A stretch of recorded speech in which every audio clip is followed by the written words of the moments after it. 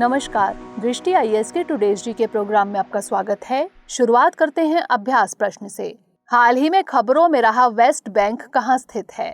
दक्षिण अमेरिका, पश्चिम एशिया, दक्षिण एशिया या फिर यूरोप? इसका सही जवाब है ऑप्शन बी, पश्चिम एशिया। कतर स्थित समाचार चैनल ने कहा है कि कब्जे वाले वेस्ट बैंक में इजरायली सेना की गोलियों से अल जजीरा के एक रिपोर्टर की मौत हो गई। वेस्ट बैंक पश्चिम एशिया के एक भू आबद्ध यानी लैंडलॉक क्षेत्र है। इसमें पश्चिमी मृत सागर का एक महत्वपूर्ण भाग भी शामिल है। अरब इजराइल युद्ध 1948 के बाद जॉर्डन द्वारा इस पर कब्जा कर लिया गया था, लेकिन इजराइल ने 1967 के 6 दिवसीय युद्ध के दौरान इसे वापस छीन लिया। वेस्ट बैंक पश्चिम एशिया में इजराइल और जॉर्डन के बीच स्थित है, इसलिए विकल्प बी सही है। तो इस तरह इस प्रश्न का सही जवाब है ऑप्शन बी, पश्चिम एशिया। आज के सेशन का पहला प्रश्न है, अंतर्राष्ट्रीय प्रकृति संरक्षण संघ यानी IUCN के संबंध में निम्नलिखित कथनों पर विचार कीजिए।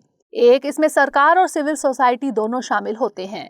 2, इसका मुख्यालय स्विट्जरलैंड में है। उपर्युक्त में से कौन सा यहाँ से कथन सही नहीं है या फिर है? केवल 1, केवल 2, 1 और 2 दोनों, या फिर ना तो 1 और ना ही 2? इसका सही जवाब है ऑप्शन डी, ना तो 1 और ना ही 2, यानी दोनों कथन सही हैं।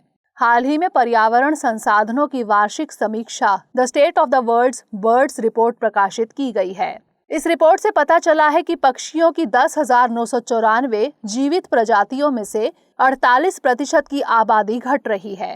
अंतर्राष्ट्रीय प्रकृति संरक्षण संघ यानी IUCN एक अंतर्राष्ट्रीय संगठन है जो विशिष्ट रूप से सरकार और सिविल सोसाइटी से बना है, इसलिए कथन 1 सही है। यह प्रकृति के संरक्षण तथा प्राकृतिक संसाधनों के सतत उपयोग को सुनिश्चित करने की दिशा में कार्य करता है।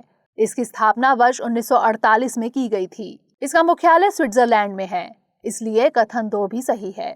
IUCN द्वारा जारी की जाने वाली रेड लिस्ट दुनिया की सबसे व्यापक सूची है, जिसमें पौधों और जानवरों की प्रजातियों की वैश्विक संरक्षण की स्थिति को दर्शाया जाता है। तो इस तरह इस प्रश्न का सही जवाब ऑप्शन डी, ना तो 1 और ना ही 2। अगला प्रश्न है, अटल पेंशन योजना की पात्रता के लिए आयु सीमा है 18 से 40 वर्ष, 18 साल से कम, 18 से 59 वर्ष या फिर 60 साल से ऊपर? इसका सही जवाब है ऑप्शन ए, 18 से 40 वर्ष। हाल ही में अटल पेंशन योजना यानी APY ने अपने 7 साल पूरे किए हैं। यह योजना मई 2015 में गरीबों, वंचितों और असंगठित क्षेत्र के श्रमिकों के लिए एक सार्वभौमिक सामाजिक सुरक्षा प्रणाली बनाने के उद्देश्य से शुरू की गई थी। इस योजना में 18 से 40 वर्ष के बीच की आयु वाला भारत का कोई भी नागरिक शामिल हो सकता है, इसलिए विकल्प ए सही है। यह राष्ट्रीय पेंशन प्रणाली यानी NPS के माध्यम से पेंशन फंड नियामक और विकास प्राधिकरण द्वारा प्रशासित है। तो इस तरह इस प्रश्न का सही जवाब ऑप्शन ए, 18 से 40 वर्ष। अगला प्रश्न है, निम्नलिखित में से कौन सा भारतीय सेना और श्रीलंकाई सेना का संयुक्त सैन्य अभ्यास है? अभ्यास गरुड़, अभ्यास मित्र शक्ति, अभ्यास शक्ति या फिर अभ्यास वरुण? इसका सही जवाब है ऑप्शन बी, अभ्यास मित्र शक्ति। हाल ही में श्रीलंका के प्रधानमंत्री ने भारी विरोध प्रदर्शन के बाद अपने पद से इस्तीफा दे दिया। श्रीलंका दक्षिण एशिया में स्थित एक द्वीपीय देश है। यह हिंद महासागर में बंगाल की खाड़ी के दक्षिण पश्चिम में और अरब सागर के दक्षिण पूर्व में स्थित है। भारतीय सेना और श्रीलंकाई सेना के बीच संयुक्त सैन्य अभ्यास को मित्र शक्ति कहा जाता है, इसलिए विकल्प भी सही है। भारत और फ्रांस 3 द्विवार्षिक प्रशिक्षण अभ्यास करते हैं। भारतीय वायुसेना के साथ अभ्यास गरुड़, भारतीय नौसेना के साथ अभ्यास वरुण और भारतीय सेना के साथ अभ्यास शक्ति। तो इस तरह इस प्रश्न का सही जवाब है ऑप्शन बी, अभ्यास मित्र शक्ति। अगला प्रश्न है, भारत में निम्नलिखित में से कौन सा राज्य नमक का सबसे बड़ा उत्पादक है? आंध्र प्रदेश, गुजरात, पश्चिम बंगाल या फिर महाराष्ट्र? इसका सही जवाब है ऑप्शन बी, गुजरात। देश के सबसे बड़े नमक उत्पादक राज्य गुजरात में फसल के मौसम की शुरुआत में देरी के कारण भारत में नमक का उत्पादन लगभग 30% कम होने की संभावना है, इसलिए विकल्प बी सही है। देश में नमक के कुल उत्पादन में गुजरात का हिस्सा लगभग 90% है। संयुक्त राज्य अमेरिका और चीन के बाद भारत विश्व स्तर पर नमक का तीसरा सबसे बड़ा उत्पादक है। भारत दुनिया भर के 55 देशों को नमक निर्यात करता है। तो इस तरह इस प्रश्न का सही जवाब है ऑप्शन बी, गुजरात। अगला प्रश्न है, निम्नलिखित में से कौन संयुक्त राज्य अमेरिका में पहले भारतीय राजदूत थे? आसफ अली, टी.एस. तिरुमूर्ति, विजय लक्ष्मी पंडित या फिर पी.एस. राघवन? इसका सही जवाब है ऑप्शन ए, आसफ अली। आज यानी 11 मई को प्रसिद्ध भारतीय वकील और स्वतंत्रता सेनानी आसफ अली की जयंती है। आसफ अली एक स्वतंत्रता सेनानी और प्रसिद्ध वकील थे जो भारत छोड़ो आंदोलन के दौरान जेल गए थे। वह संयुक्त राज्य अमेरिका में भारत के पहले राजदूत थे, इसलिए विकल्प ए सही है। अंतरिम सरकार अगस्त 1946 में उन्होंने रेल मंत्री के रूप में कार्य किया। तो इस तरह इस प्रश्न का सही जवाब है ऑप्शन ए, आसफ अली। अगला प्रश्न है, विदेशी अंशदान विनियमन अधिनियम यानी FCRA के संबंध में निम्नलिखित कथनों पर विचार कीजिए। एक अधिनियम के तहत पंजीकरण 5 साल के लिए वैध होता है। 2, गृह मंत्रालय को लाइसेंस रद्द या निलंबित करने का अधिकार है।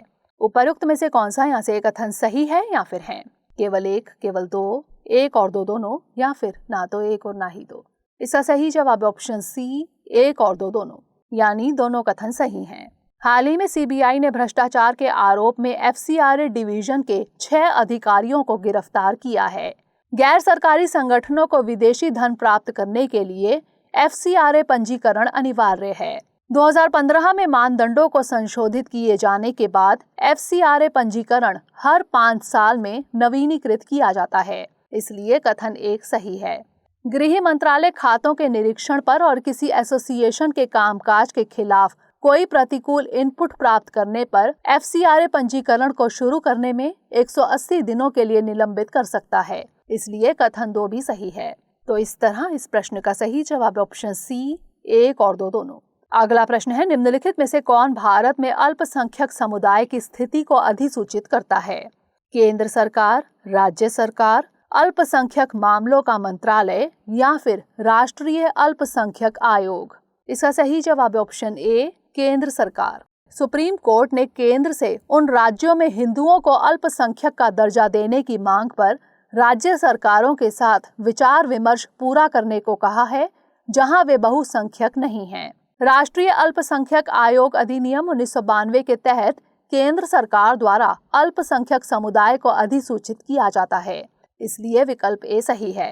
केवल 1992 के कानून की धारा 2C के तहत अधिसूचित समुदायों से संबंधित लोगों को अल्पसंख्यक नागरिक माना जाता है। 6 आर्थिक समुदाय मुस्लिम, ईसाई, सिख, बौद्ध, पारसी और जैन को पूरे भारत में केंद्र सरकार द्वारा अल्पसंख्यक समुदायों के रूप में अधिसूचित किया जाता है। तो इस तरह इस प्रश्न का सही जवाब है ऑप्शन ए, केंद्र सरकार।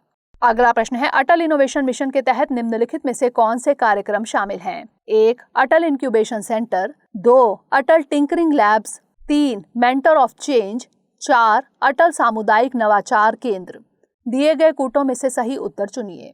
केवल 1 और 4, केवल 1, 3 और 4, केवल 1, 2 और 4 या फिर 1, 2, 3 और 4? इसका सही जवाब ऑप्शन डी, 1, 2, 3 और 4।